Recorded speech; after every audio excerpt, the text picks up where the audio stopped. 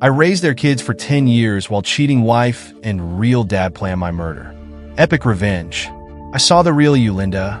The lies, the manipulation, the cold calculation behind every perfect smile. Linda sneered, her composure crumbling further. You saw nothing. You were as blind as the rest of them.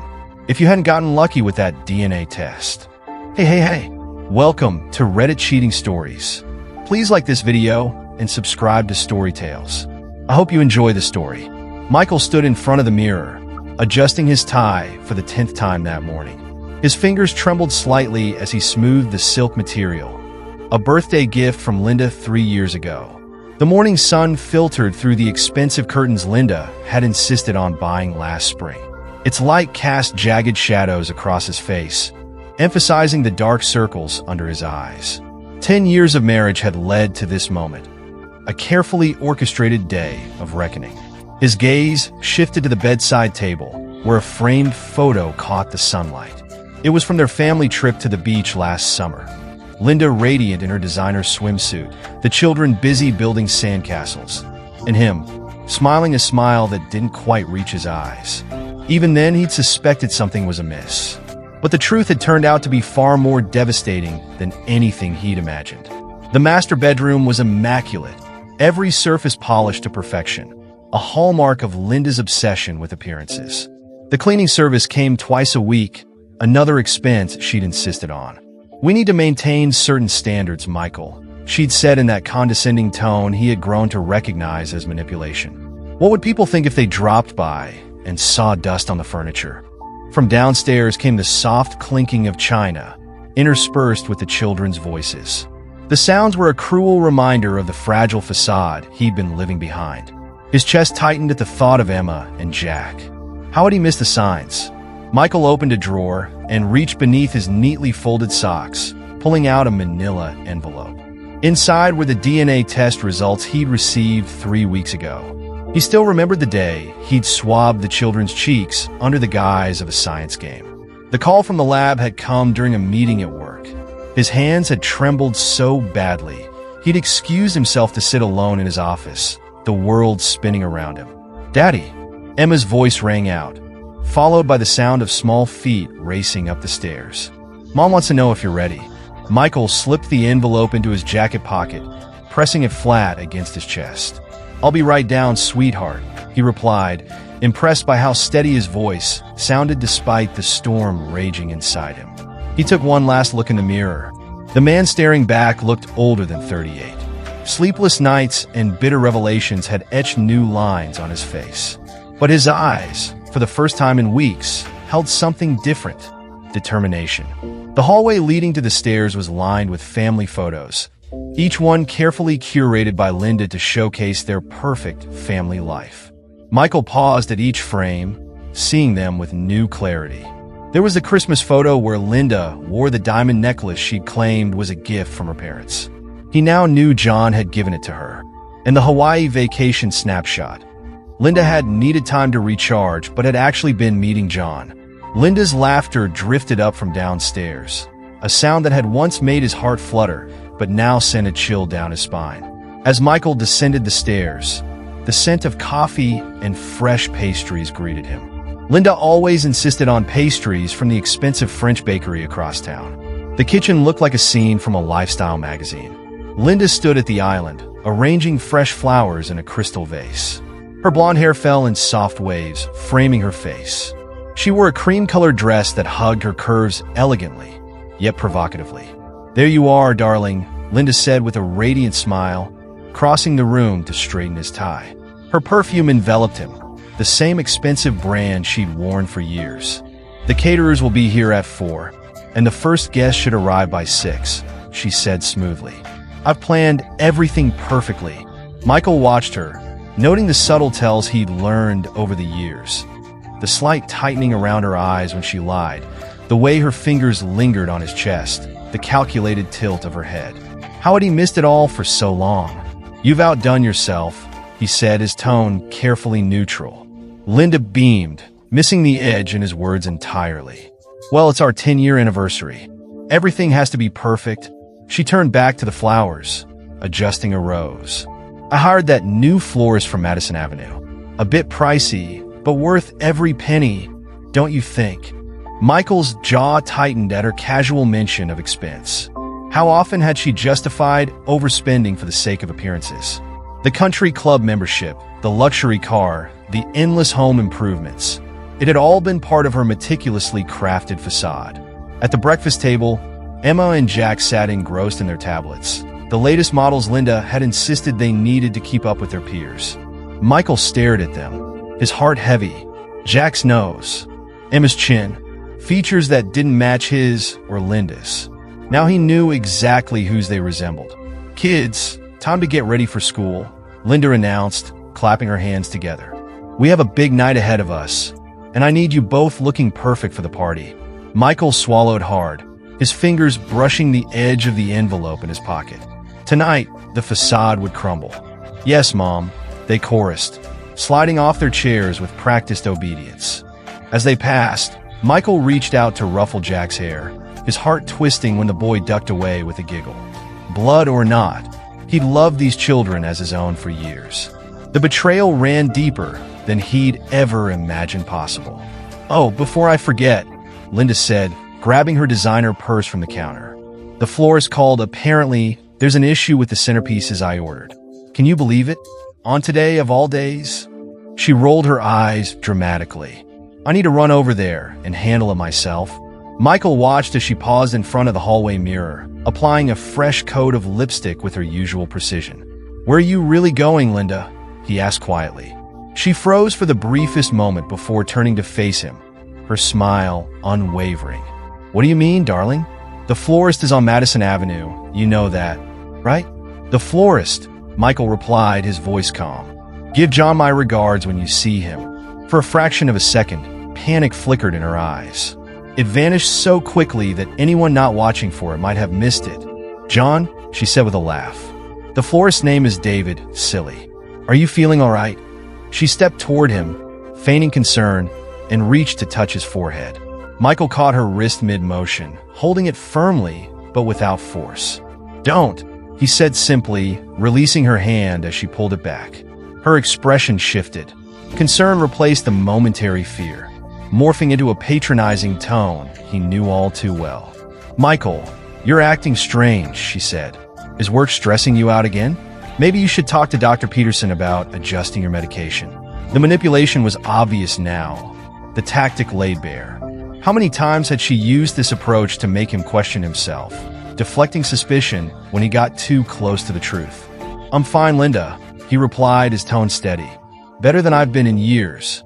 Have fun at the florist." She studied him for a beat longer before gathering her things. "We'll talk about this later, darling. Try to rest before the party. I need you in top form tonight." The front door clicked shut behind her. Michael waited, listening for the sound of her car pulling away. He moved to the window just in time to see her turn left instead of right, the opposite direction from the florist. Michael pulled out his phone, opening the tracking app he'd installed weeks earlier. A tiny dot representing Linda's car moved steadily across the screen, heading toward the upscale neighborhood where John Matthews lived. When the dot stopped at John's address, Michael clenched his phone tightly and opened another app. He activated the recording device he'd hidden in Linda's car the previous week. The audio came through clearly. "John, it's me. Let me in quickly. I don't want the neighbors to see my car." Getting paranoid, beautiful? John's voice was smooth, self-assured, and hearing it made Michael's stomach churn. "Don't worry. Everyone thinks you're the perfect wife. Nobody suspects a thing." "Michael was acting weird this morning," Linda said. "He mentioned your name?" A pause. "What exactly did he say?" John asked, his tone sharper now. "He told me to give you his regards." "There's no way he knows anything, right? We've been so careful." "Relax, baby," John replied. "Everything's going according to plan. Once the insurance policy clears next month, we'll never have to sneak around again. You'll be a wealthy widow, free to do whatever you want." Michael stopped the recording, his hands trembling with restrained fury. He walked to his home office, his steps slow and deliberate despite the rage coursing through him. The office was his sanctuary, a place Linda rarely bothered to enter. Too boring for her taste, she'd often said. Now he was grateful for her disinterest. Sitting at his desk, he retrieved a thick folder from a hidden compartment behind the filing cabinet. Inside was the evidence he'd meticulously gathered over the past 3 months. The first set of photos, taken by a private investigator, showed Linda entering John's house at 2:47 p.m. on a Tuesday afternoon, when she was supposed to be at yoga. He remembered the investigator's words during their initial meeting. "Mr. Walker, are you sure you want to go down this road? Sometimes ignorance is bliss." But Michael had needed answers. The folder contained more bank statements detailing small transfers Linda had made between accounts, always just under the threshold for triggering alerts. Then there was the offshore account he'd uncovered last week, the final piece of the puzzle. On top of it all lay the DNA test results. Probability of paternity, 0%. Michael's chest tightened as he remembered the moment he decided to take the test. It had been after stumbling upon an old photo album, comparing Jack's baby pictures to his own. The differences he'd ignored for years suddenly felt glaring. His phone buzzed with a text from the security team he'd hired for the anniversary party. "Everything is in place."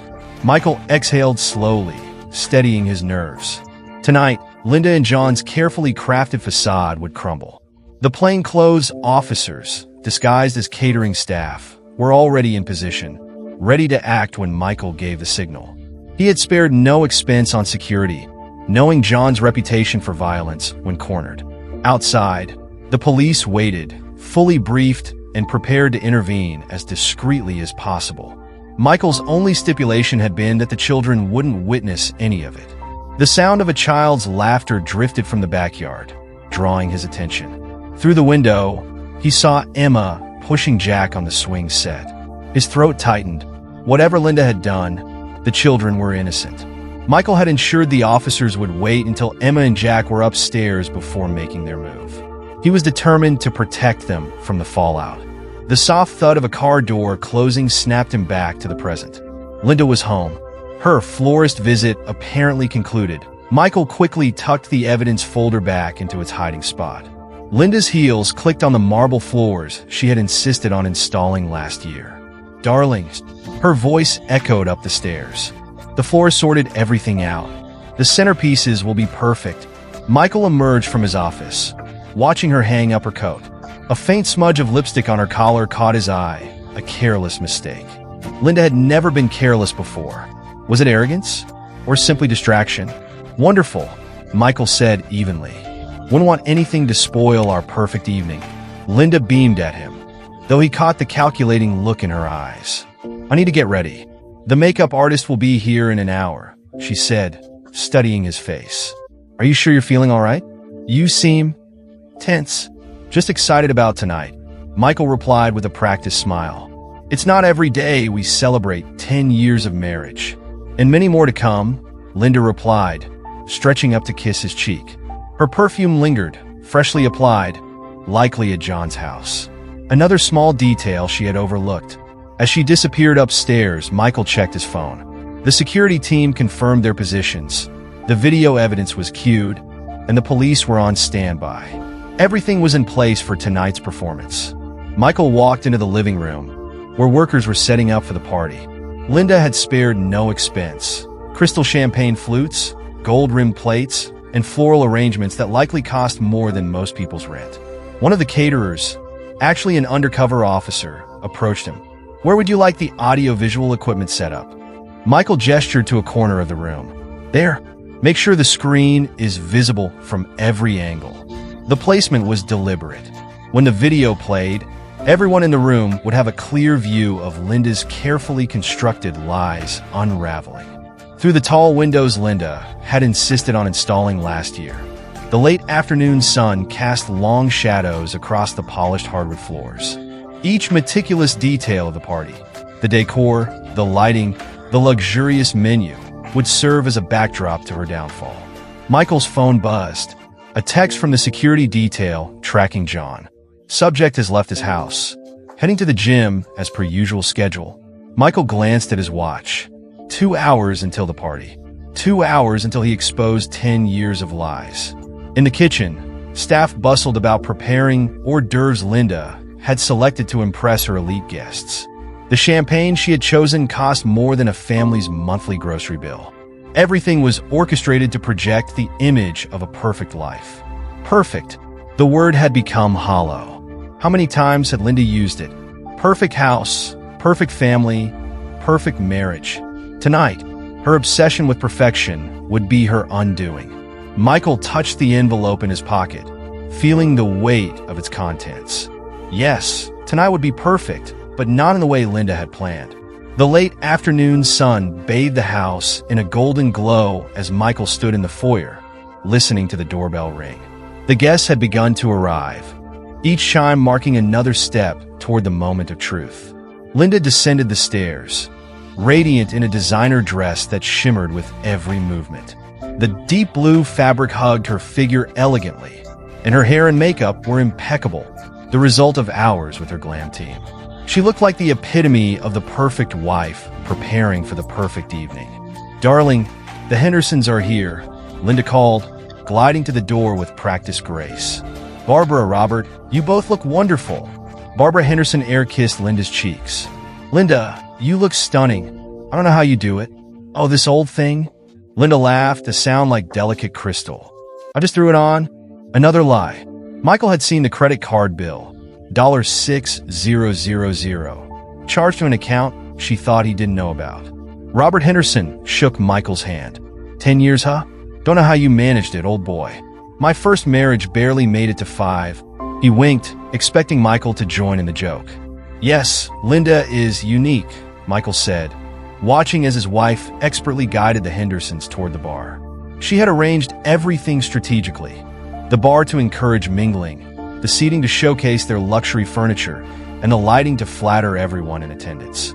Guests continued to arrive in a steady stream, each one welcomed by Linda's dazzling smile and warm greetings. Michael watched the clock. Each tick brought him closer to the climax of the evening, a moment meticulously planned to be unforgettable. Tonight, the truth would finally come out. Linda's college friends, his colleagues from the firm, and their neighbors from the country club filtered in one by one. The pattern was always the same: effusive greetings, compliments on the house, and remarks about what a perfect couple they made. Michael felt like an outsider watching a play where everyone but him had memorized their lines. "The catering is divine, Linda," Margaret Wilson gushed as she sampled one of the ornate hors d'oeuvres. "You simply must share your caterer's contact information." Linda beamed under the praise. "I'll have my assistant send it over," she said with a practiced smile. "Though I should warn you, they aren't cheap. But quality never is, right, darling?" Her gaze flicked to Michael, glinting with something between challenge and satisfaction. "No expense spared for our special day," Michael replied, raising his glass in a mock toast. Only he noticed the brief narrowing of Linda's eyes, the subtle crack in her otherwise flawless smile. The children made a brief appearance, dressed in perfectly coordinated outfits, before being ushered upstairs by the nanny Linda had hired specifically for the evening. "Such beautiful children," Barbara Henderson sighed, her gaze lingering as the children disappeared from view. "They look just like their mother." Michael took a long sip of his whiskey, letting the glass shield his reaction. If only Barbara knew how right she was, just not in the way she thought. The party was in full swing when John Matthews arrived. Fashionably late, as expected.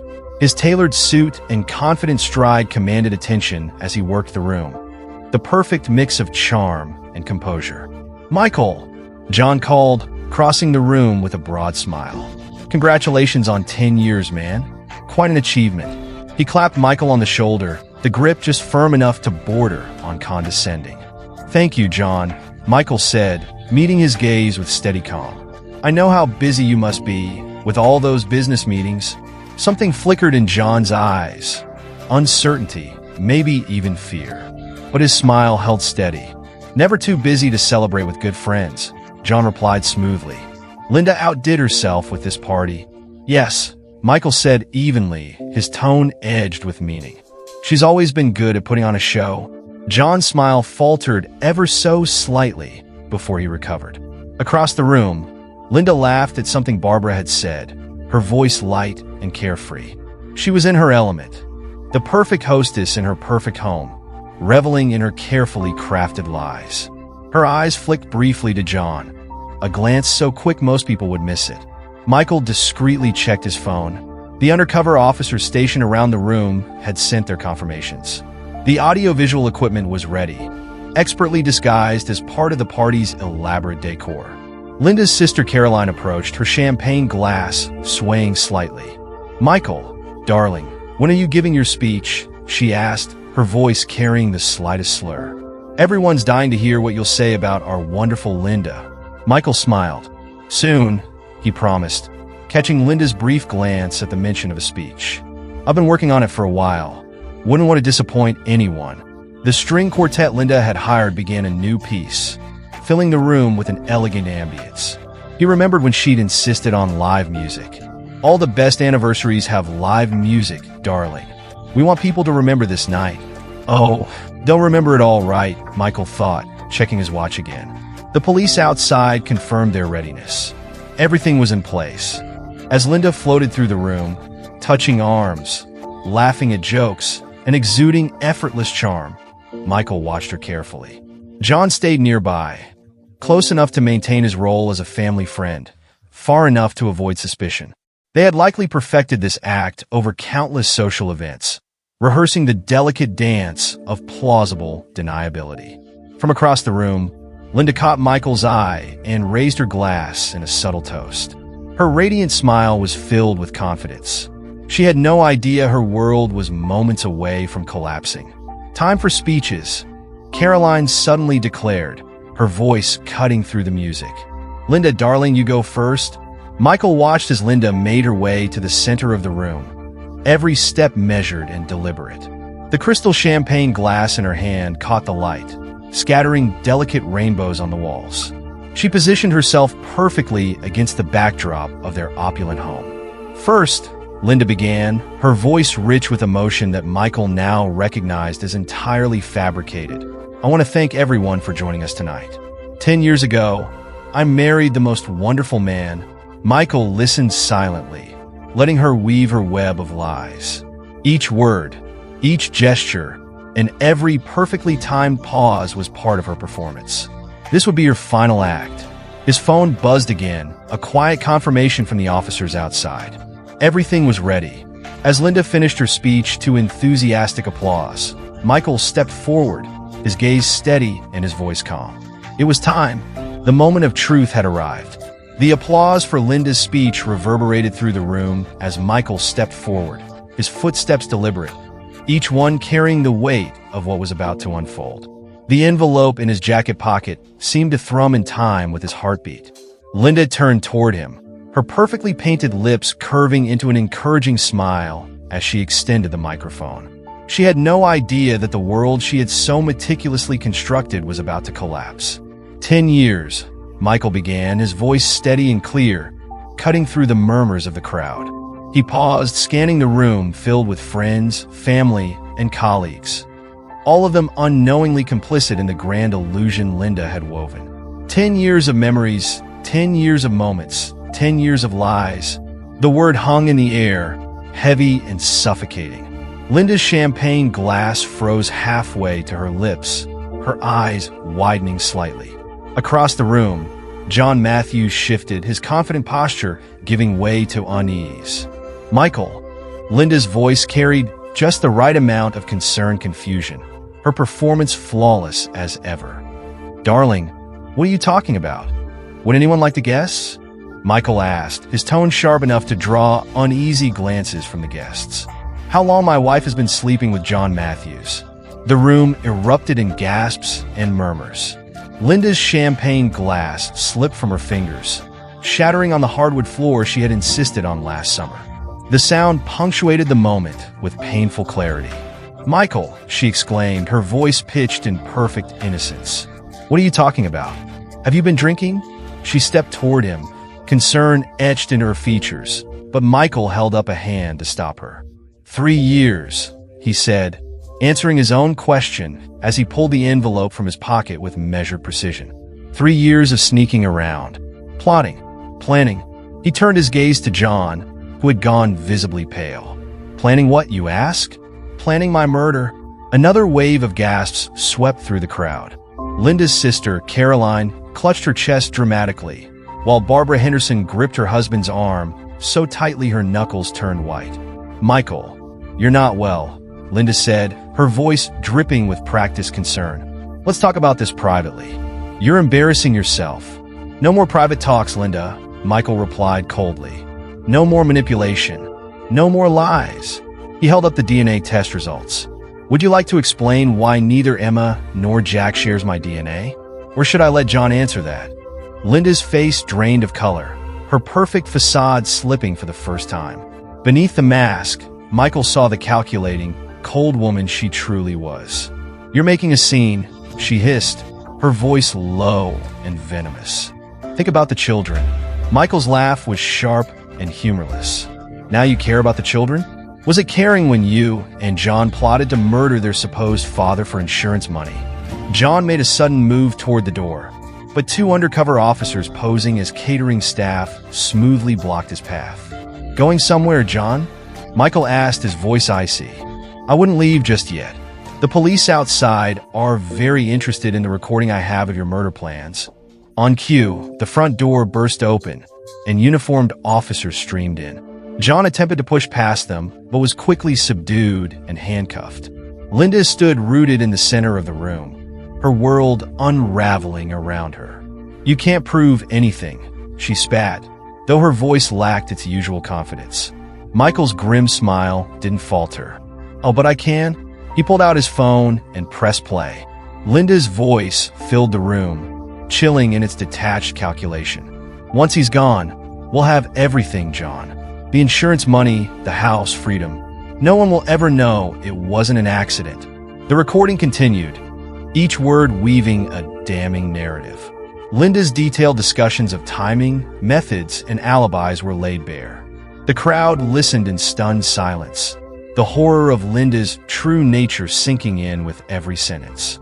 "The children will be better off," her recorded voice continued. "They'll have both of us, their real parents, and enough money to never want for anything." Another ripple of shock spread through the guests as the implication of the children's parentage became clear. Barbara Henderson clutched her pearls, her earlier comment about the children looking like their mother now a bitter irony. Linda's mask shattered completely, her face twisted into an expression of pure hatred, her voice dripping with venom. "You bastard," she spat, her polished demeanor gone. "You think you've won? You've destroyed everything." "No, Linda," Michael said calmly. "You destroyed everything. I just exposed the truth." As the police led John away, Linda stood alone in the ruins of her perfect party. Friends and family edged away from her, as though her deceit were contagious. The string quartet had fallen silent. The only sounds were the hushed murmurs of shocked guests and the static of police radios. Michael watched it all, his expression unreadable. The truth had finally come to light, and with it, the carefully curated illusion of perfection had been obliterated. Linda's voice broke through the tension, shrill and desperate. "Michael, please." Her words stumbled out in a torrent. "We could talk about this. Think about the children." But Michael's resolve didn't waver. He had already thought about the children, and now he was thinking about his own future, free of the lies that had suffocated him for so long. "Think about our life together." Linda's voice trembled as she spoke, her carefully cultivated facade starting to crack. Michael turned to face her, taking in the woman he had once loved, now fully unmasked in all her manipulative glory. The expensive dress, flawless makeup, and expertly styled hair. All of it looked grotesque now, a beautiful mask hiding something rotten beneath. "Goodbye, Linda," he said simply, his voice devoid of emotion. "I hope it was worth it." Without waiting for her response, he turned and walked out the door, leaving behind a decade of lies and the woman who had orchestrated them all. The night air was crisp and cool as Michael stepped outside, filling his lungs with the clean, fresh air of freedom. Behind him, Linda's sobs echoed faintly, but they no longer held any power over him. He had faced her betrayal, exposed her lies, and emerged stronger. As he drove away from the house, a house that had served as both home and prison, Michael felt something he hadn't experienced in years: peace. The perfect life he had worked so hard to maintain had been nothing but an illusion, But the truth, as painful as it was, had finally set him free. Earlier that afternoon, Michael had stood in the mansion's sprawling driveway, supervising the final preparations for the anniversary celebration. The sun cast long shadows as he spoke with James Reynolds, the head of security and a former police detective. "We've got plainclothes officers positioned at every exit," Reynolds reported in a low, measured tone. "Team A is disguised as catering staff, and Team B is party guests. No one moves until your signal." Michael nodded, glancing at his watch. "And Linda's movements?" "She's been at the spa since noon," Reynolds replied. "Full treatment, hair, nails, makeup. She's playing the perfect wife, right up until the end." "And John?" Michael asked. "At his office, making calls. Seems nervous. He's changed suits 3 times today." Michael's jaw tightened as he processed the information. A catering van pulled up, and Michael watched as genuine staff unloaded equipment alongside the undercover officers. The contrast between them was stark. The real servers busied themselves with their tasks, unaware they were working alongside law enforcement. Mr. Walker, one of the actual caterers, approached with a clipboard in hand. Mrs. Walker left specific instructions about the champagne service. He began. "She wants the Dom Perignon served first." "Follow her instructions to the letter," Michael interrupted, his voice firm. "Everything needs to appear perfect. That's what she wants, so that's what she'll get." The caterer nodded and hurried off, leaving Reynolds to raise an eyebrow at Michael. "You're really going all out," Reynolds observed. "Linda's always demanded perfection," Michael replied coolly. "Tonight, she'll get a perfect revelation of every lie she's told." The crunch of expensive tires on gravel announced another arrival. A sleek black BMW pulled up, and John Matthews stepped out, adjusting his Italian suit with a practiced air of nonchalance. "Michael," John called out jovially as he approached. "Quite the setup you've got here. Linda's really outdone herself this time." "John," Michael greeted him evenly, his gaze sharp. "Interesting choice of car. New, isn't it?" A flicker of unease crossed John's face. "Just picked it up last week," he replied casually. "End of quarter bonus, you know how it is." "Of course," Michael said, stepping closer. His voice dropped to a dangerous whisper. "Nothing to do with the offshore account you opened last month?" John's confident facade faltered. "I don't know what you're talking about," he said stiffly. "No." Michael pressed, his tone razor-sharp. "Strange. I have documents that say otherwise. The same account Linda's been funneling my money into." John's discomfort grew palpable. "Look, Michael, I think there's been a misunderstanding. Save it for your lawyer." Michael cut him off coldly. "You'll need one soon enough." Before John could respond, Linda's voice rang out from the house entrance. "John, you're early." She descended the steps gracefully, every detail of her appearance carefully calculated. Her dress clung perfectly to her figure, and the expensive perfume she wore created an almost tangible aura around her. "Michael, darling," she said smoothly, her practiced smile never wavering. "Why didn't you tell me our guests were arriving?" "John was just admiring the setup," Michael said evenly. "Telling me how you've outdone yourself." Linda's smile widened. "Well, it's not every day we celebrate 10 years of marriage," she purred, placing a possessive hand on Michael's arm. "Everything has to be perfect." "Perfect," Michael echoed, his gaze shifting to John, who now looked visibly uncomfortable. "That's exactly what I was thinking. Every detail, every moment, every revelation. Perfect." Linda's fingers tightened slightly on his arm. "Darling," she said, her voice sweet but edged with tension. "You're acting strange again. Are you sure you don't want to lie down before the party?" "I've never been more clear-headed," Michael replied, removing her hand from his arm. His tone turned icy. "By the way, how was the spa?" "Much more relaxing than meeting John at his house this morning, I imagine." For a split second, Linda's mask slipped, but she recovered quickly. "The spa," she repeated, her laugh light but brittle. "Oh, you must be confused, darling. I was at the florist this morning, remember?" "Right," Michael said, his voice like steel. "The florist." And with that, the carefully orchestrated evening began to unravel. Michael pulled out his phone, his expression cold as he held it up for Linda to see. "Funny," he said, his voice cutting through the tension. How the florist's address matches John's house exactly. The color drained from Linda's face, but her recovery was quick. She let out a brittle laugh, one that lacked its usual charm. "Michael, have you been drinking?" she asked, her voice laced with feigned concern. "You're not making any sense." She turned to John, her tone suddenly honey-sweet. "John, I'm so sorry about this. Michael's been under a lot of stress lately." "Has he?" John tried to play along, but the slight crack in his voice betrayed his unease. "Maybe he should." "Maybe I should what?" Michael interrupted, his voice sharp. "Take the sleeping pills Linda's been increasing the dosage of? The ones she hoped would make it easier to stage my accident." Linda's perfect composure faltered for a fraction of a second before she rallied. "Michael, stop this," she said, her tone dropping into something sharper. "You're embarrassing yourself. Think about the children." "The children?" Michael let out a harsh laugh, the sound devoid of humor. "You mean John's children? The ones you've been passing off as mine for years?" John took an involuntary step backward, his face pale. "I should go," he muttered. "Stay," Michael commanded, his voice steady and firm. The force of it froze John in place. "You won't want to miss tonight's entertainment. I've got quite a show planned."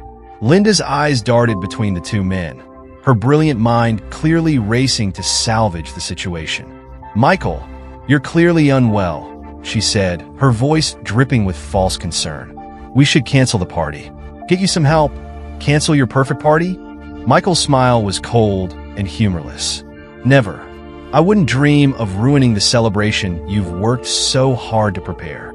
Every guest you've invited, every person you've fooled over the years, they all deserve to be here for the grand finale." The sound of more cars arriving broke the tension momentarily. Linda turned, her mask of composure snapping back into place. "We'll discuss this later," she hissed through clenched teeth. "Don't you dare ruin this night." "Wouldn't dream of it," Michael replied smoothly. "I've got everything planned. Perfect, just the way you like it." As Linda moved to greet the arriving guests, her smile practiced and radiant, Michael stayed back, watching her work the crowd. John lingered awkwardly on the fringes, his once confident demeanor notably absent. Reynolds appeared at Michael's side, his voice low. "Everything okay here, sir?" "Perfect," Michael replied, his tone laced with irony as he watched Linda's tinkling laughter drift across the garden like shards of broken glass. "Absolutely perfect." The grand hall quickly filled with guests, their excited chatter echoing off the vaulted ceilings.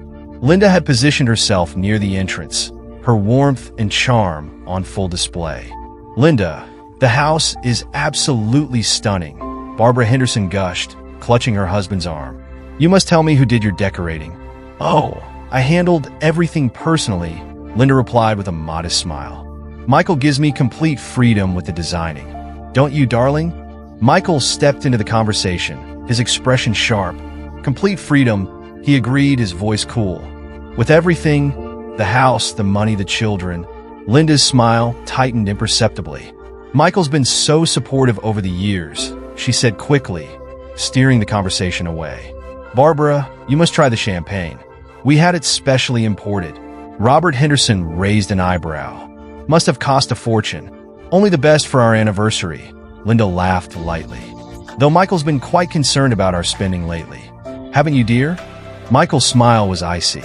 "Just trying to make sure we have enough life insurance," he said, his tone cutting. "Accidents can happen so unexpectedly." John's champagne glass shook slightly, spilling drops onto his expensive suit. Linda's eyes flashed dangerously before she smoothed her expression into another dazzling smile. "Michael's developed such a strange sense of humor lately," she said, touching Barbara's arm conspiratorially. "The stress of work, you know how it is." "Speaking of work," Michael interjected, turning to John. "How's that new offshore account working out for you?" The conversation came to an abrupt halt. John's face went ashen. "I don't know what you're talking about," he stammered. "No." Michael turned to Linda, his tone pointed. "Linda seems quite familiar with it. Don't you, dear?" Linda stepped forward, her voice honeyed but her eyes blazing. "Michael, can I speak with you privately for a moment?" "Nothing needs to be private anymore," Michael replied loudly, his voice carrying across the room. "We've had enough secrets, don't you think?" Barbara Henderson exchanged a nervous glance with her husband. "Perhaps we should get more champagne, Robert," she said hastily, retreating. Linda grabbed Michael's arm, her manicured nails digging into his sleeve. "What do you think you're doing?" she hissed. "Just having a conversation with our guests," Michael said, prying her hand off. "Isn't that what you wanted?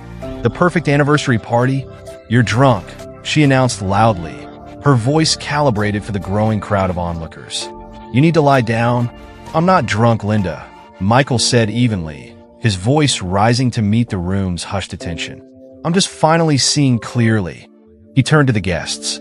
"Would anyone like to hear what my wife has been up to with John Matthews?" "Stop this right now," Linda demanded, her composure cracking. "Think about what you're doing." Michael's voice dropped, steady and cold. "Oh, I've thought about it. For months. While you were planning my murder, I was planning this moment." The string quartet Linda had hired stopped abruptly. Guests froze mid-sip, champagne glasses suspended in the air. John instinctively stepped toward the exit, but found his path blocked by two imposing men who had discreetly emerged from the catering staff. "Murder?" Linda's sister, Caroline, gasped, pressing a trembling hand to her chest. "Michael, what are you talking about?" Michael turned to Linda, his voice dangerously calm. "Should I tell them, Linda?" he asked. "Or would you prefer to explain why you've been meeting John in secret? Why you've been transferring my money to offshore accounts? Why you doubled my life insurance policy last month?" Linda's perfectly polished facade cracked for the first time. "You're insane," she spat, her voice sharp. "You have no proof." Michael tilted his head, his cold smile unwavering. "Actually, I do." He nodded to one of the disguised security officers, who moved silently to the AV equipment. "I have more than enough proof," Michael continued, turning to the crowd. "Would everyone like to see it? To know who Linda really is?" Linda's voice shifted, her tone taking on a desperate edge. "Michael, please," she pleaded, her voice trembling. "Don't do this." Michael's laugh was sharp, devoid of humor. "Don't do this," he echoed. "You mean like you weren't planning to do this to me? Tell me, Linda, how are you going to do it? The sleeping pills in my drink? The tampered brakes on my car? Or did you and John cook up something more creative?" John, now visibly pale, attempted to make another move toward the door. The security team stood firm, blocking his escape. "This is ridiculous," John blustered, his voice faltering. "I'm calling my lawyer." Michael smirked. "Your lawyer's already been called," he informed John coolly. The police outside made sure of that when they arrived. A ripple of murmurs swept through the room, the weight of the revelation settling heavily on the gathered crowd. Linda's composure shattered completely, her perfect mask replaced with raw fury. "You bastard," she snarled, her voice venomous. "You think you're clever? You have no idea what I'm capable of." Michael didn't flinch. He held up his phone, his expression hard. "Actually, I do," he replied. "Thanks to this recording device I planted in your car." Would everyone like to hear Linda's true voice? Her real plans? Linda lunged for the phone, her movements wild and uncalculated. Michael stepped back with ease, watching as her designer heel snagged on the expensive carpet she had so carefully chosen.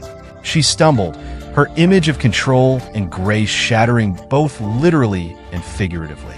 "You're going to regret this," she hissed, her voice low and guttural, unrecognizable from the melodic tone she usually wielded. "No, Linda," Michael replied evenly. "The only thing I regret is not seeing through your act sooner. But tonight, everyone will see the real you." Turning to the stunned guests, he gestured toward the chairs. "Please, everyone, take your seats," he announced, his tone as cool as ever. "The real anniversary celebration is about to begin." The shocked partygoers slowly complied, murmurs rippling through the elegant hall. The chairs Linda had painstakingly ordered now served as front-row seats to her unraveling. Michael stood at the front of the room, remote control in hand, while Linda remained frozen, her rigid posture betraying her mounting panic. "Before we begin," Michael began, his voice carrying over the tense silence, "I'd like to thank everyone for coming to celebrate our 10-year anniversary. Linda has always insisted on having the perfect audience for her performances. You're making a terrible mistake," Linda interjected, her voice trembling with barely concealed rage. If you do this, you'll... What? Michael interrupted sharply. Kill me? Isn't that already the plan? Turning to the crowd, he posed his next question with deliberate calm. Would anyone like to guess how long my wife has been plotting my murder? Caroline stood up shakily, her hand trembling as she clutched the back of her chair. Michael, this is insane. Linda would never. Go ahead, Linda cut in, her tone biting. Play your little recording. No one will believe it anyway. They all know what you're like when you've been drinking. Michael smiled coldly, his eyes fixed on her. Trying to gaslight me in front of everyone? That's always been your favorite trick, hasn't it, Linda? He addressed the room again, his voice steady and commanding. For years, whenever I questioned anything, Linda would suggest I was drinking too much, that I needed medication, that I was paranoid. Because you are, Linda snapped, her tone sharp. Look at you now, ruining our perfect evening with these ridiculous accusations. Michael tilted his head slightly. Perfect. There's that word again, he said softly, pressing a button on the remote. The room fell silent as Linda's recorded voice echoed through the speakers, her words as damning as the icy silence that followed. Once he's gone, we'll have everything, John. The insurance money, the house, freedom. No one will ever suspect a thing. The gasps that followed were sharp, like shards of glass piercing the carefully curated facade Linda had spent years crafting. She turned to Michael, her face twisted with fury and desperation. But there was nothing left to say. Her mask had finally, irrevocably, crumbled. The string quartet stopped abruptly, their melody replaced by Linda's voice, which now poured through the expensive speaker system she had insisted on installing. Everything has to be perfect, John, her recorded voice said, smooth yet cold. The timing, the method, the alibi. Once he's gone, we'll have everything. John's voice followed, equally damning. You've thought of everything beautiful. That's what I love about you. No one will ever suspect. Linda's voice returned, calm and calculating. The insurance policy is ironclad. A tragic accident, a grieving widow, and enough money to last us a lifetime. The recording continued, meticulously outlining their plans with chilling precision. Linda's voice detailed methods, timelines, and contingencies. The same meticulous attention to detail she'd applied to organizing this very party. Michael's gaze remained fixed on Linda as the damning evidence played out. He watched as the color drained from her face, her eyes darting around the room like a trapped animal searching for an escape. That's not real, Linda stammered, her voice shaky. It's clearly doctored. Doctored? Michael raised an eyebrow, his expression hardening. He pressed another button on the remote. The large screen behind him lit up with surveillance photos. Like these pictures of you entering John's house, Michael said, his tone unrelenting. Or the bank statements showing transfers to offshore accounts. Or perhaps, he paused for effect, the DNA test results proving the children aren't mine. A collective gasp rippled through the room. Barbara Henderson, visibly shaken, turned to Linda. The children, she whispered aghast. Linda, how could you? Linda's composure shattered. How dare you? She shrieked, lunging at Michael. Two undercover officers stepped in, catching her arms mid-flight. Linda struggled against their firm grip, her designer dress tearing at the seams, her meticulously styled hair falling into disarray. Let me go, she demanded, her voice shrill. John, do something. But John, who had been inching toward the exit, was now firmly restrained by another officer. I don't know what she's talking about, John stammered desperately. I never. Save it for your lawyer. Michael cut him off, his voice icy. The police have been recording your phone calls for weeks. They're particularly interested in your discussions about insurance policies and accident scenarios. The room erupted in chaos. Caroline fainted dramatically into her husband's arms. Barbara Henderson openly wept. Robert Henderson was on his phone, likely contacting his attorney. Linda thrashed in the officer's grip, her voice venomous. You've ruined everything, she spat at Michael.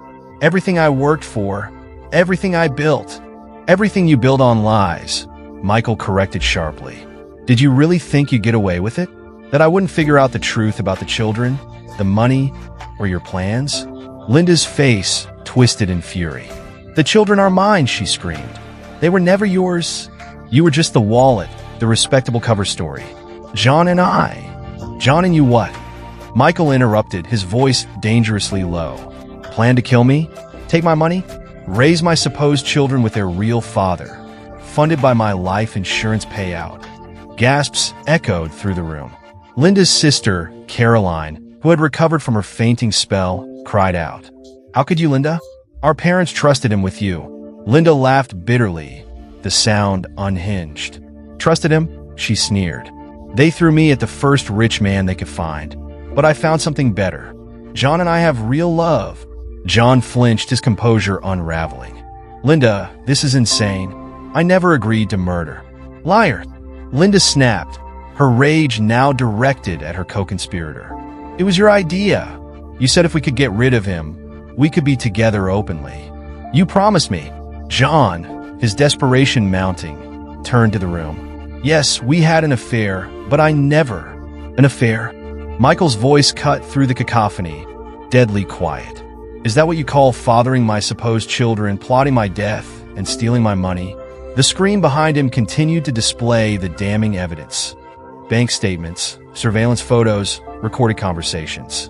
Each new revelation sent fresh waves of shock rippling through the room. "The police are very interested in all of this," Michael said, his voice steady. "The offshore accounts, the life insurance policies, and, of course, the murder plot."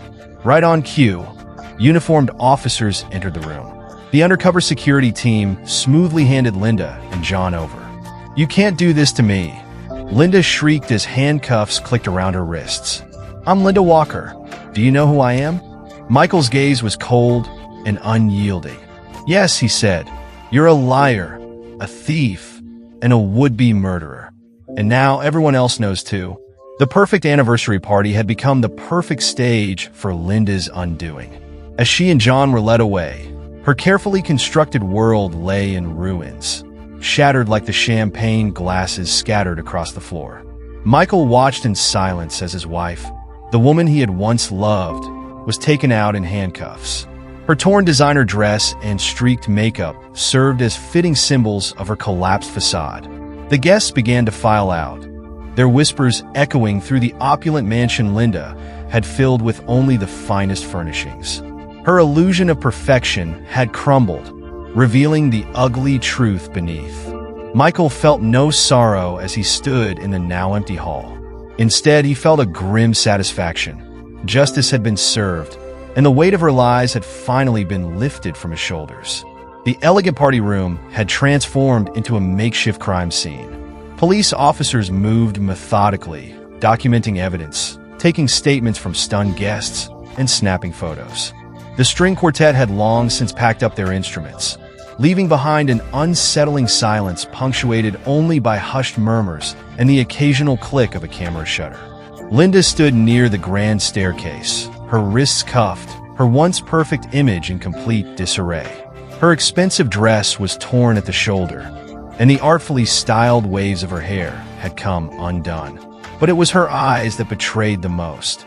Gone was the calculated warmth, replaced now with cold, unbridled fury. "Enjoying your moment of triumph?" She sneered at Michael, her voice dripping with venom. "Feel like a big man now, humiliating me in front of everyone?" Michael approached her slowly, maintaining a measured distance. "Humiliating you?" he replied, his tone icy. "Is that what you think this is about?" "What else?" she shot back. "You couldn't handle that I found someone better. Someone who actually helped you plan my murder?" Michael cut her off, his voice sharp as steel. "Someone who fathered the children you passed off as mine? Someone who conspired to steal my money?" Linda laughed, the sound bitter and harsh, so unlike the melodic tone she had once perfected. "Those children were never yours," she spat. "You were just a fool who paid for everything. The big house, the private schools, the trust funds, all for my children with John." Nearby, Caroline gasped, her face pale with shock. "Linda," she whispered, horrified, "how can you say such things? After everything Michael's done for you?" Linda turned on her sister, her expression venomous. "Done for me," she mocked. "He was my prison guard, always questioning the spending, scrutinizing my friends, checking the credit card statements, checking the statements that exposed your theft? Michael interrupted, his tone hard. The offshore accounts? The secret transfers? Linda's voice rose, hysterical. I deserved every penny. Do you have any idea what it's like playing the perfect wife? The perfect mother? The perfect hostess? Always smiling. Always charming. Always ensuring your precious reputation stayed intact. While plotting my death, Michael finished coldly. Tell me, Linda, how are you going to do it? The sleeping pills in my evening drink? The tampered brakes on my car? John, handcuffed and seated nearby, spoke up desperately. I never agreed to murder. Linda, tell them. Shut up. Linda screamed, her fury turning on him. You coward. You promised me everything. A new life, freedom, enough money to never worry again. By killing me, Michael stated flatly, a tragic accident, a grieving widow, a hefty insurance payout. All perfectly planned, right, Linda? A detective approached, his notebook in hand. Mrs. Walker, we'll need you to come with us now, he said firmly. We have questions about the insurance policies and offshore accounts. Linda's glare burned with rage as she snapped back. Don't call me Mrs. Walker. I've spent 10 years trapped in that name, playing the dutiful wife. While sleeping with John, Michael interjected smoothly. While passing off his children as mine. While plotting my murder, Barbara Henderson, who had been rooted in silent horror, finally found her voice. The children, she whispered.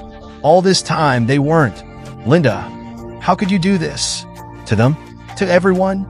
Linda turned her anger on Barbara, her tone vicious. How could I? How could I not? You were all so easy to fool. So desperate to believe in the perfect marriage, the perfect family. None of you ever looked beneath the surface. Michael's voice cut through her tirade. But I did. His gaze was unwavering, his tone calm yet resolute. I saw the real you, Linda. The lies, the manipulation, the cold calculation behind every perfect smile. Linda sneered, her composure crumbling further. You saw nothing. You were as blind as the rest of them. If you hadn't gotten lucky with that DNA test. Lucky? Michael's laugh was devoid of humor. I spent months gathering evidence. Every secret meeting, every hidden transfer, every whispered phone call. Your perfect planning wasn't so perfect after all. The detective gestured to his officers. It's time to go, Mrs. Walker. Mr. Matthews, you too. As they moved to lead her away, Linda made one final, desperate attempt. Michael, please, she pleaded, her voice trembling. Think about the children. They need their mother. Michael's response was unwavering. The children will know the truth. About their real father. About your lies. About everything. I won't maintain your perfect facade any longer. Linda's eyes darkened with venom. You'll regret this, she hissed, her voice low.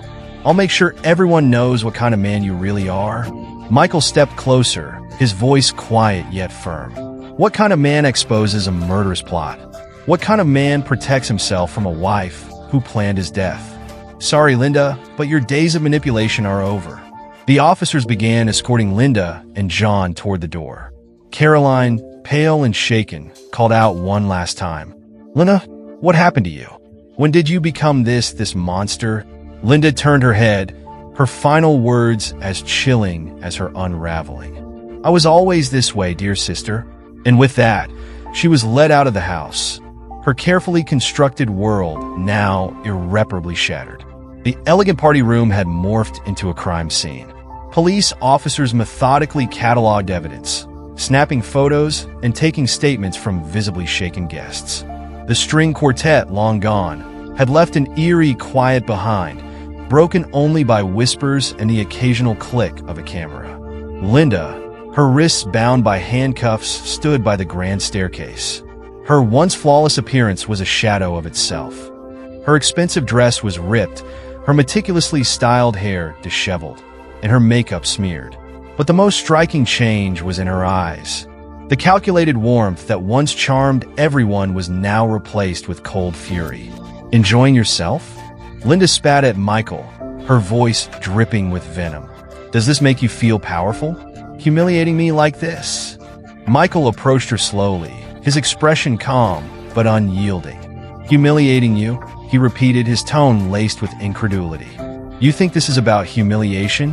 What else could it be? She countered, her voice rising. You couldn't stand that I found someone better. Someone who actually helped you plot my murder? Michael's words cut through her protest like a blade. Someone who fathered the children you pretended were mine? Someone who conspired with you to steal my money? Linda's laugh was harsh and brittle, a far cry from the melodic sound she once wielded like a weapon. Those children were never yours, she sneered. You were just a fool who paid for everything. The mansion, the private schools, the luxury vacations, all for my children with John. Nearby, Caroline gasped audibly, clutching her chest. Linda, she choked out, her voice trembling. How can you say such things? Michael gave you everything. Linda whipped around to face her sister, her mask of charm completely shattered. Gave me everything? She shot back, her tone venomous. He was my warden, always questioning the spending, monitoring the credit card statements. Doubting me? Doubting you? Michael interjected, his voice steady but cold. You mean uncovering the offshore accounts, the secret transfers, the theft? Linda's voice rose, shrill with anger. I earned every penny. Do you know what it's like to be perfect all the time? The perfect wife, the perfect mother, the perfect hostess? Smiling, charming, keeping up appearances? While scheming to kill me, Michael finished bluntly. Tell me, Linda, how are you planning to do it? Was it the sleeping pills you kept increasing in my drink? The brakes you tampered with on my car? John, sitting handcuffed a few feet away, tried to interject. I never agreed to murder. Linda, tell them the truth. Shut up, Linda screamed, her fury turning toward her co-conspirator. You spineless coward. You promised me everything. A new life, freedom, financial security. At the cost of my life, Michael said, his voice heavy with disdain. A grieving widow, a massive insurance payout, a new start. All perfectly orchestrated, right, Linda? A detective stepped forward, holding a notebook. Mrs. Walker, we'll need you to accompany us. There are questions regarding the insurance policies and offshore accounts. Don't call me Mrs. Walker. Linda snapped. I spent 10 years trapped in that name, playing the dutiful wife. While passing off John's children as mine, Michael added icily. While lying, stealing, and plotting to end my life, Barbara Henderson, visibly shaken, finally found her voice. The children? Linda, how could you? To them, to Michael, to all of us? Linda turned to her former friend with venom. How could I not? You were all so desperate to believe in the perfect marriage, the perfect family. None of you ever looked past the facade. Michael stepped closer, his voice quiet but resolute. But I did. I saw the lies, the manipulation, the cruelty behind every perfect smile. Linda's sneer returned. You saw nothing. You were just as blind as the rest of them, until you got lucky with that DNA test. Michael's laugh was devoid of humor. Lucky? I spent months gathering evidence. Every secret meeting, every transfer, every whispered phone call. Your perfect plan was anything but. The detective gestured to the officers. It's time to go, Mrs. Walker. Mr. Matthews, you too. As the officers began leading them away, Linda made one final, desperate plea. Michael, please, think of the children. They need their mother. Michael's gaze was unwavering. They'll know the truth. About their real father. About your lies. I won't maintain this charade any longer. Linda's eyes narrowed, her voice a venomous whisper. You'll regret this. I'll make sure everyone knows the kind of man you really are. Michael leaned in slightly, his tone low and unflinching. What kind of man? The kind who exposes a murderous plot? The kind who protects himself from a wife who planned to kill him? Sorry, Linda. Your games are over. As Linda and John were let out in handcuffs, Caroline called after her sister one last time. Linda, when did you become this monster? Linda turned her head slightly, her voice chilling in its finality. I've always been this way. And with that, she was gone, leaving behind the shattered remnants of her perfect world. The opulent police station interview room felt cold and sterile, a stark contrast to the luxurious world Linda had built. Michael sat across from her, his posture straight, his expression resolute. Linda leaned forward, her once flawless composure now fractured, venom dripping from every word. "You want the truth?" she hissed, her voice a low, dangerous whisper. "Those children you claimed to love? They never loved you back. They always knew something was off, that you weren't their real father." Michael's eyes narrowed, his voice turning glacial. "That's enough." His words carried a weight that silenced her. "You don't get to use the children as pawns anymore. They're my children, regardless of biology." Linda slammed her cuffed hands on the table, her rage flaring. "Mine and John's," she spat. "You were nothing more than a fool who paid the bills." The door opened, and Morrison, the DA's representative, stepped inside with a file in hand. "Mrs. Walker, I strongly advise you to stop talking without your attorney present." Linda let out a harsh laugh, the sound sharp and unhinged. "You think this is over? You have no idea what I'm capable of." Michael didn't flinch. "Actually, I do." His voice was calm, deliberate. "The evidence makes it pretty clear. Murder, fraud, theft. Quite the list, Linda." Her composure shattered entirely, and her voice rose in a shriek. "You ruined everything. Our perfect life, our future." "Your perfect lies," Michael interrupted coldly. "That's what you mean. It's over, Linda. No more manipulation, no more schemes. Just consequences." Linda's eyes narrowed, the fury in them now replaced with dangerous cunning. "You think you can just walk away? Start over? Those children will never accept you now. Everyone will always wonder if you were the monster I said you were." Michael leaned forward slightly, his voice unwavering. "The only monster here is you. And now, everyone knows it." Linda straightened, her lips curling into a cruel smile. "I never loved you," she spat, the venom unmistakable. "Not for a single moment in 10 years. Michael met her gaze without hesitation. "I know," he said quietly, "and that's what makes you truly pathetic. You didn't just lie to me. You lived a lie. And now, you'll have to live with the truth." As he stood to leave, Linda's screams echoed behind him, raw and filled with rage. Her mask of refinement had fully dissolved, leaving only the ugliness of her true self. The mansion, with its marble floors and extravagant decor, felt cavernous as Michael entered. His footsteps echoed eerily in the silence, the weight of the confrontation with Linda still heavy on his mind. From upstairs came the sound of Emma and Jack's voices, interspersed with Caroline's soothing reassurances as she helped them pack. Caroline descended the staircase, her eyes rimmed with red. "They're almost ready," she said softly. "Michael, I'm so sorry. If I had known what Linda was planning." Michael held up a hand. "Did you speak with them? About everything?" Caroline nodded, her expression pained. "They're confused and angry. Emma keeps asking about Linda and Jack." She hesitated. "He hasn't said a word since breakfast." Detective Reynolds appeared from the study, his face grim. "Mr. Walker, we found something you'll want to see." In the study, Reynolds pointed to Linda's laptop. "She and John were planning to take the children to South America after your accident," he explained. "New identities already arranged. Private school enrollments in Brazil." Michael clenched his fists, the revelation sparking a fresh wave of anger. "So killing me was just step one?" Reynolds nodded solemnly. "The insurance payout would have funded their new life." From the doorway came a small, trembling voice. "Daddy." Michael turned to see Emma standing there, clutching her stuffed rabbit. Her eyes were wide with confusion and fear. "Are you really not our real father?" she asked, her voice trembling.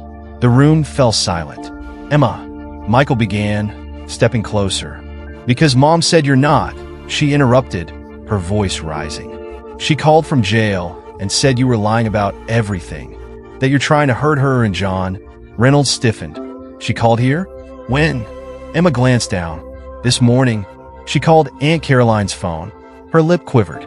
"She said we have to be brave because you're a bad man who—" "That's enough," Michael said firmly, his voice gentle but commanding. "Emma, your mother is in serious trouble. She's trying to manipulate you, just like she manipulated everyone else." Jack appeared behind his sister, his expression solemn. "But are you really not our dad?" he asked quietly. Michael knelt, meeting their eyes. "Biologically, no. but I've loved you both and raised you as my own for years." Emma's voice cracked as she asked, "Then why are you sending us away?" "Mom said you don't want us anymore, because we're not really yours." Caroline gasped, her voice shaking. "She said that? How dare she?" Michael sighed, his heart aching. "Because that's what Linda does. She twists the truth to hurt people." He placed a hand on Emma's shoulder. "Listen to me. What your mother did, her lies, her plans with John was wrong. Very wrong. But none of it is your fault. Do you understand me?" Jack's voice was barely a whisper. "Where will we go?" Michael swallowed hard. "Your Aunt Caroline and Uncle Thomas have offered to take care of you. They love you and will make sure you're safe and happy." Emma's eyes filled with tears. "But we want to stay with you." Michael's voice broke as he answered, "I want that too. But right now, this is what's best for you. I need to make sure everything is safe again. For all of us." As Emma hugged her stuffed rabbit tighter and Jack stared at the floor, Michael made a silent promise. Despite Linda's betrayal, he would never stop fighting for their happiness and security. They deserve that, even if it came at the cost of his own heartbreak. The courthouse steps teemed with reporters, their voices a cacophony of questions as cameras clicked and microphones were thrust forward. Michael Walker ascended the stone staircase, his expression unreadable, his focus fixed on the entrance. "Mr. Walker, any comment on today's sentencing?" One reporter called out, her microphone extended. "Will you be seeking the maximum penalty for your wife?" Another shouted, jostling for position. Michael didn't break stride. He ignored the flashing cameras and invasive questions, his polished shoes striking the stone with quiet determination. Inside, Detective Reynolds waited near the security checkpoint, his posture relaxed but his eyes sharp. "You ready for this?" he asked as Michael approached. Michael adjusted his tie. "I've been ready for months." Reynolds fell in a step beside him as they headed toward the courtroom. "She had another outburst in holding this morning," he informed Michael. "Her lawyer's scrambling to mitigate the damage, but it won't help." Michael's jaw tightened. "It's not about mitigation. It's about accountability. She's done enough damage." They entered the courtroom, its austere walls and polished wood radiating solemnity. The gallery was filled with a mix of reporters, curious onlookers, and familiar faces. Caroline sat near the back with Emma and Jack, their young faces solemn but brave. Michael gave him a slight nod as he took his place near the front. Linda was brought in moments later, her appearance a shadow of the poised socialite she'd once been. Her designer dress had been replaced by the bland uniform of a prisoner, her carefully maintained hair now lifeless. Despite her diminished state, her eyes still burned with a defiance that had long since lost its power to intimidate Michael. The judge entered, and the courtroom fell silent. The proceedings began with a recitation of Linda's crimes: conspiracy to commit murder, fraud, theft, and child endangerment, among others. Each charge was a hammer blow, a reminder of the intricate web of lies she had spun. When the judge called for statements, Michael rose. He straightened his jacket, his voice steady as he addressed the court. "Your Honor, the past 10 years of my life were built on deception." Linda Walker presented herself as the perfect wife, the perfect mother, and the perfect partner. But behind that facade was a person willing to manipulate, betray, and even kill to achieve her goals. She didn't just try to destroy me. She tried to destroy our family, and she nearly succeeded. He glanced toward Emma and Jack, their wide eyes fixed on him. But they deserve better. They deserve to grow up knowing the truth, to live without fear or lies. That's why I'm asking for the maximum sentence. Not out of vengeance, but to ensure that Linda cannot hurt anyone else, especially them. Linda scoffed loudly, earning a sharp rebuke from her attorney. Michael didn't flinch. When it was Linda's turn to speak, she stood, her hands gripping the table in front of her. "This whole thing is a farce," she began, her voice bitter. "Michael isn't some innocent victim. He's a control freak who couldn't handle losing his perfect little world. And those children? They'll see the truth one day. They'll know their real father and mother were stolen from them by this vindictive." "That's enough, Mrs. Walker," the judge interrupted firmly. "Your contempt for this court and for those you've harmed is evident. Sit down." Linda sank into her chair, her eyes smoldering with unrepentant rage. The judge's voice was calm, but resolute as he delivered the sentence. Given the evidence and the severity of your crimes, the court finds you guilty on all charges. You are hereby sentenced to 30 years in prison without the possibility of parole. A murmur rippled through the courtroom. Linda's defiance finally cracked, her face paling as the weight of her sentence sank in. She was led away in handcuffs, her protests fading into the background. Michael remained seated, his hands resting on the polished wood of the table. It was over. The lies, the schemes, the manipulation, all exposed and judged. As the courtroom emptied, Caroline approached with Emma and Jack. Emma reached out hesitantly, and Michael knelt to meet her eye level. "Daddy, is it really over?" she asked softly. Michael placed a hand on her shoulder, his voice steady. "It's over, sweetheart. We can finally start moving forward."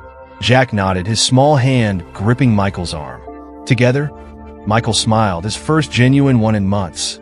Together, as they stepped outside, the reporters swarmed again, but their questions faded into the background. For the first time in years, Michael felt the weight of deception lift from his shoulders.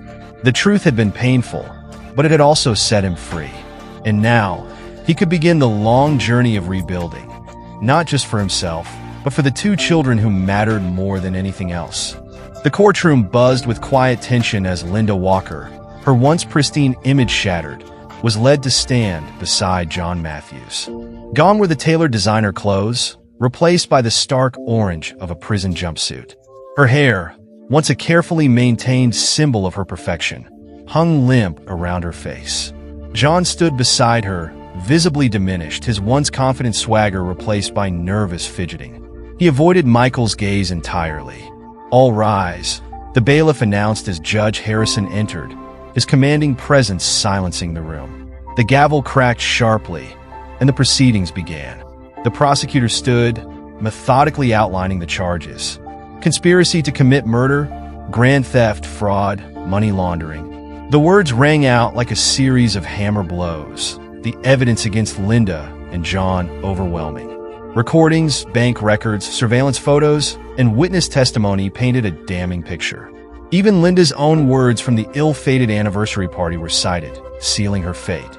"Your Honor," Linda's attorney said, rising hesitantly, "my client wishes to address the court." Judge Harrison regarded her sternly over his glasses. "Mrs. Walker, you understand that anything you say may affect your sentencing?"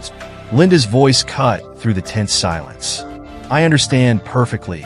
Her words dripped with venom as she turned her sharp gaze toward Michael. "I wanted him to hear this."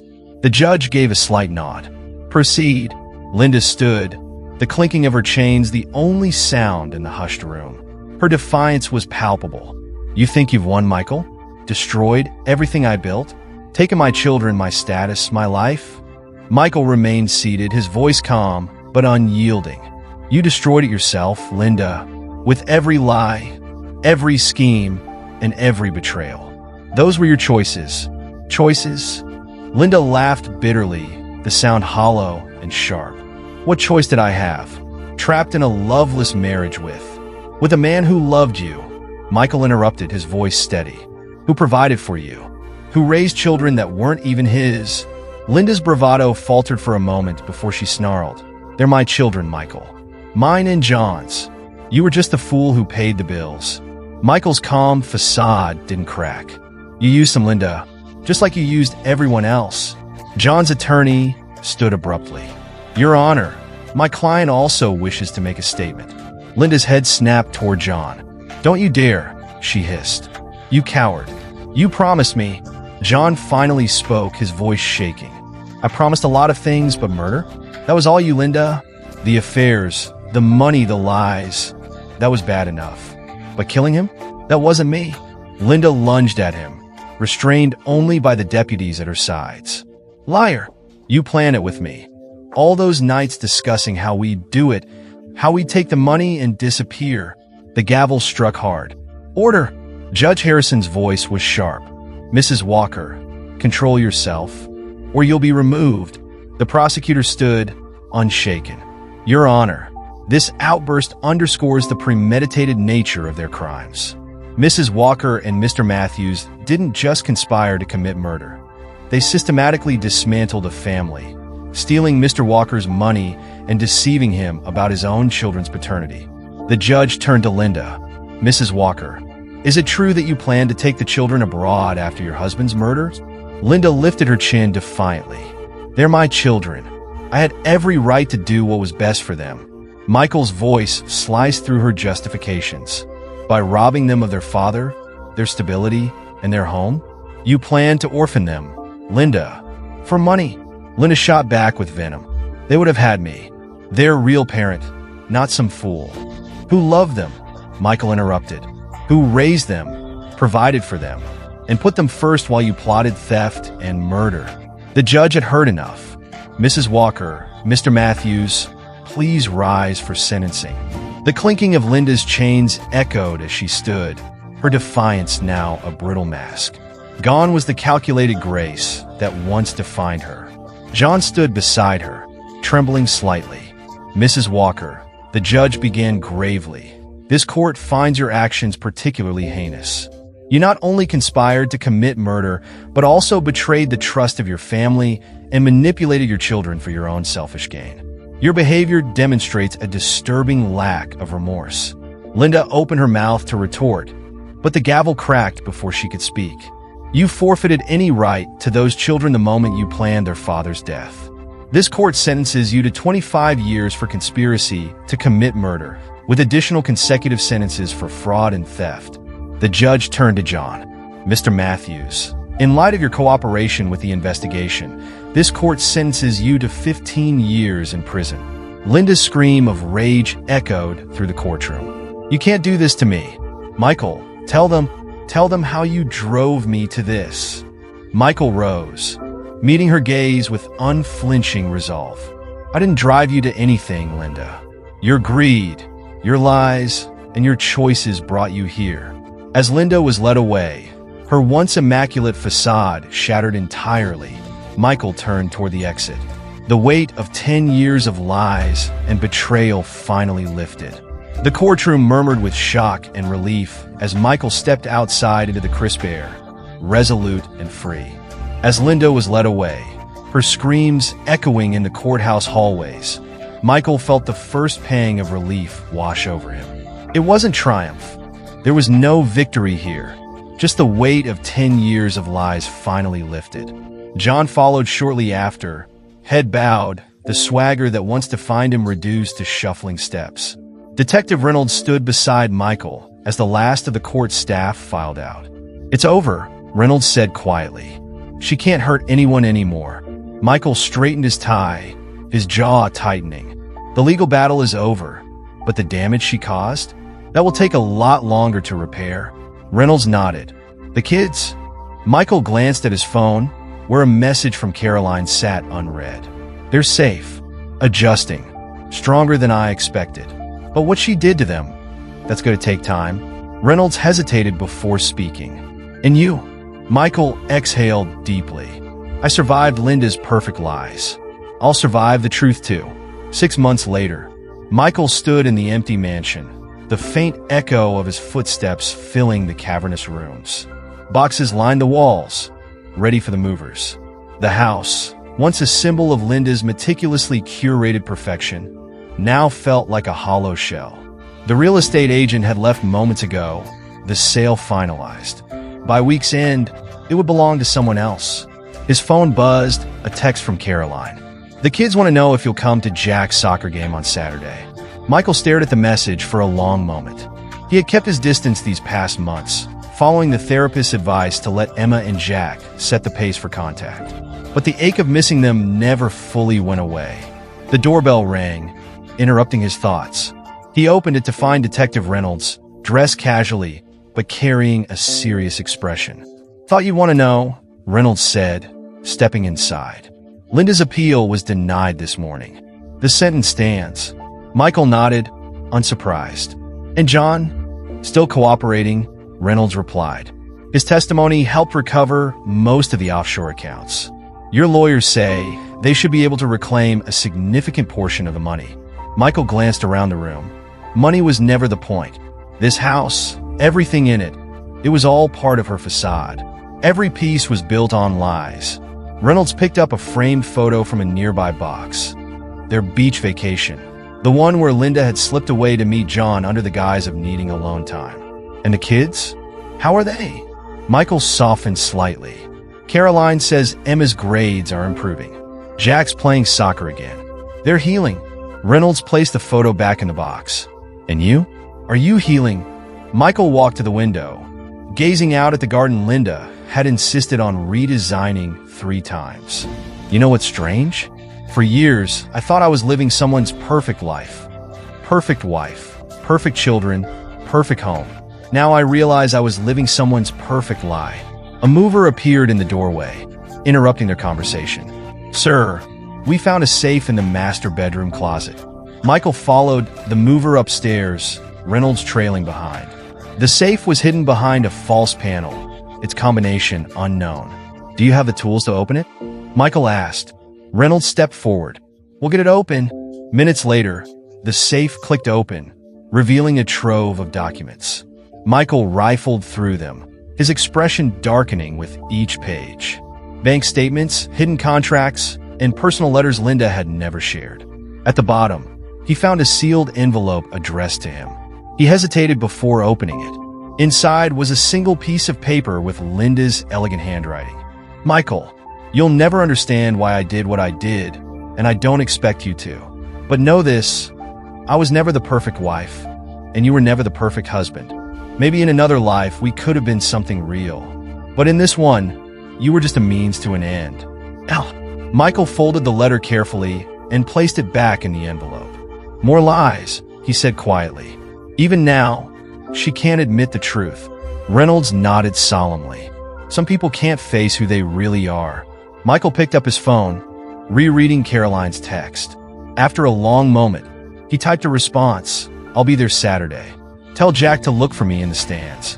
Reynolds clapped him on the shoulder. You're a good man, Walker. Most would have walked away completely after everything she did. Michael shook his head. The kids didn't choose this. They deserve better than Linda's lies, and better than me giving up on them. As the movers packed the last boxes, Michael walked through the empty house one final time. Each room held echoes of the life Linda had fabricated, but none of it held meaning anymore. The weight of her lies was gone, replaced by the clarity of truth. When he stepped outside, the sound of children's laughter drifted from a neighboring yard. It reminded him of Emma and Jack, of the life they still had ahead of them. For the first time in years, Michael felt something stir within him. Hope. He closed the door behind him, leaving the house and Linda's perfect lies in the past. Michael trailed the mover up the stairs to the master bedroom. The safe stood behind a panel in the closet, a private vault Linda had insisted was essential for family security. Michael had discovered the combination months ago during his investigation.